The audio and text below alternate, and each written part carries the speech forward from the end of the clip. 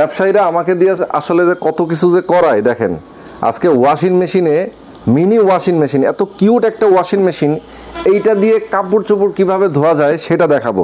অনেকেই ব্যাচেলর আছেন যারা নিজের টি শার্ট অথবা স্যান্ডো গেঞ্জিটা আপনারা ওয়াশ করতে চান, আন্ডারওয়্যারটা ওয়াশ করতে চান, অথবা বাচ্চাদের কাপড় চোপড়গুলো আপনারা ওয়াশ করতে চান, তাদের জন্য কিন্তু এই মিনি ওয়াশিং মেশিনটা অস্থির।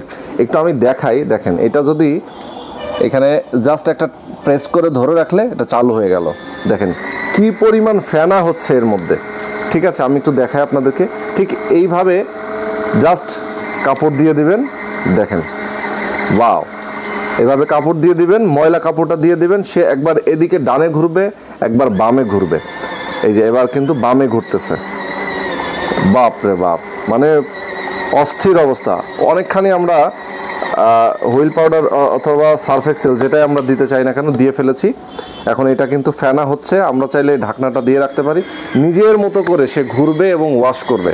দেখেন এখানে কিন্তু 10 মিনিট দেওয়া আছে, 15 মিনিট এবং 2 মিনিট, আমরা চাইলে যে কোনোভাবেই এটা ইউজ করতে পারি। টাচ করবো আজ কাজ করবে। ঠিক আছে, দেখেন আমি একটু টাচ দিই, বা এই যে আমরা আবার টাচ দিব, জাস্ট হচ্ছে মিনিটগুলো চেঞ্জ হবে, কতক্ষণ দিতে চাই ততক্ষণটাই সে চলে আসবে। মানে খুবই দারুণ একটা সিস্টেম, এবং এটা কিন্তু ক্যারি করা যায়, আপনি যে কোনো জায়গায় ক্যারি করতে পারবেন। দেখেন এটা কিন্তু এই অবস্থায় থাকে, আপনি চাইলে আপনার ল্যাগেজে ব্যাগে আপনি যে কোনো জায়গায় নিয়ে ক্যারি করতে পারেন। বাচ্চাদের যে নতুন যে বাচ্চাগুলো হয়, ভূমিষ্ঠ হয়েছে এরকম বাচ্চারা কিন্তু একটু পরপর হিসু করে, পায়খানা করে, ওদের কাপড়গুলো, ন্যাপিটা, ওদের নিমাটা কিন্তু বেশি বেশি ধুইতে হয়। তো সেক্ষেত্রে আসলে আপনি কি করবেন, হয়তো কোথাও গেছেন, এত বড় ওয়াশিং মেশিন আপনি কিভাবে নেবেন? ছোট একটা ওয়াশিং মেশিন আপনি যদি এরকম নিয়ে ফেলেন, সেক্ষেত্রে আপনি যে কোনো জায়গায় গিয়ে এটা ইউজ করবেন। আমি একটু এটার সিস্টেমটা দেখাই দিই, দেখেন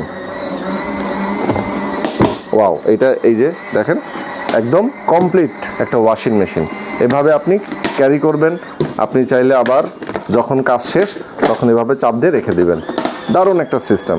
তো আপনি যদি মনে করেন যে না আরও কাপড় দিব, আরও কাপড় আপনি এখানে দেখেন কি পরিমাণ ফেনা হয়ে গেছে, অসাধারণ।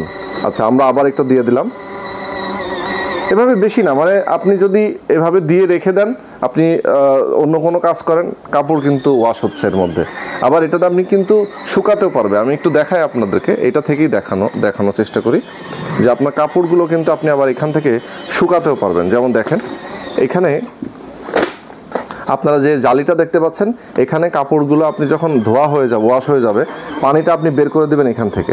পানিটা বের করে দেওয়ার পরে এইটা আবার যখন আপনি